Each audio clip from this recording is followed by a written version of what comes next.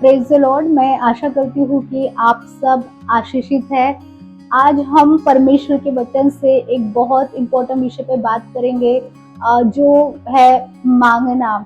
हम जब भी किसी परेशानी में होते हैं तो सबसे पहले हम क्या करते हैं? हम विश्वासी क्या करते हैं? हम सबसे पहले प्रार्थना करते हैं। हम परमेश्वर को माँगते हैं क्योंकि हम जानते हैं कि हमारा परमेश्वर जो है वो प्रार्थना का सुनने वाला परमेश्वर है। मत्ती 7:7 में लिखा है कि मांगो तो तुम्हें दिया जाएगा, ढूंढोगे तो तुम पाओगे और खटखटाओगे तो तुम्हारे लिए खोल दिया जाएगा। जब मैं और मेरा परिवार मसीह में नया था, तब हमें ये वचन के द्वारा बहुत आशीष मिली है। मैं ऐसे परिवार से आती हूँ जहाँ एक समय ऐसा आया था कि लगभग हमने सब कुछ खो दिया था। मेरे पापा को हार्ट अटैक आया था, घर की परिस्थिति बहुत ज्यादा कठिन थी। उस समय कई विश्वासियों ने हमें ये वचन सुनाया था कि परमेश्वर के वचन में लिखा है कि मांगो तो तुम्हें दिया जाएगा। हमने इस वचन के द्वारा परमेश्वर से मांगा, हमने परमेश्वर के सामने हमने रोए और परमेश्वर ने हमारी बहुत सी प्रार्थना सुनी है और हमारी जरूरतों को परमेश्वर ने इस वचन के द्वारा जो है वो पूरा किया है। लेकिन शायद आपके मन में भी कभी ये प्रश्न आया होगा कि अगर परमेश्वर ने कहा है कि मांगो तो मिलेगा, तो फिर मेरी कुछ प्रार्थनाएं अभी तक मुझे उसका उत्तर क्यों नहीं मिला है? शायद आपने भी किसी बात के लिए वर्षों तक प्रार्थना की हो, शायद आज भी किसी का उत्तर के इंतजार में आप अभी भी होंगे। तो क्या इसका मतलब ये है कि परमेश्वर आपकी प्रार्थना को नहीं सुनता? नहीं, ऐसा बिल्कुल भी नहीं है। परमेश्वर हर प्रार्थना को सुनता है, लेकिन हर प्रार्थना का उत्तर हाँ नहीं होता है, क्योंकि परमेश्वर केवल हमारी आज की इच्छा नहीं देखता है, वह हमारी भविष्य को भी देखता है।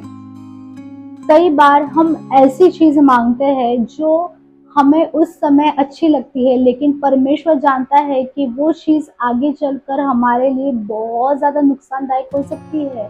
इसीलिए उसका उत्तर नहीं हमारे लिए भी उसके प्रेम को दर्शाता है। मैंने एक बहन की गवाही सुनी थी। उसने मजाक में बताया था कि उसने परमेश्वर से प्रार्थना की कि उसकी लॉटरी लग जाए। बाद में वास्तव में उसको पैसा मिल गया था, लेकिन फिर उसने कहा, प्रभु मेरे सिर पर 2 सींग आ जाए। परमेश्वर ने उसकी ये प्रार्थना को नहीं सुना। क्यों? ऐसा क्यों हुआ? क्योंकि हर मांग परमेश्वर पूरी नहीं करता है। वह वही देता है जो हमारे लिए अच्छा है, हमारे फायदे के लिए है और परमेश्वर के वचन के अनुसार है। इसलिए बाइबल हमें सिखाती है कि हमारी प्रार्थना केवल हमारी इच्छा पर नहीं, बल्कि परमेश्वर के वचन पर आधारित होनी चाहिए। जब भी हम प्रार्थना करते हैं, प्रार्थना केवल हमारे शब्द नहीं होते हैं, लेकिन प्रार्थना जो है वो हमारा हृदय जताता है। जब हम परमेश्वर से प्रार्थना करते हैं, तो परमेश्वर हमारे हृदय को भी देखता है। हमारी मांग स्वार्थ से भरी हुई तो नहीं है। क्या हम किसी के बारे में बुरा तो नहीं सोच रहे हैं? क्या जो हम प्रार्थना कर रहे हैं वो परमेश्वर के वचन के विरोध में नहीं है? ये सब परमेश्वर देखता है। अब ये दूसरी बात देखते हैं। मत्ती 6:33 में प्रभु यीशु मसीह कहते हैं कि पहले तुम परमेश्वर के राज्य और उसके धर्म की खोज करो, तो ये सब वस्तुएं भी तुम्हें मिल जाएंगी।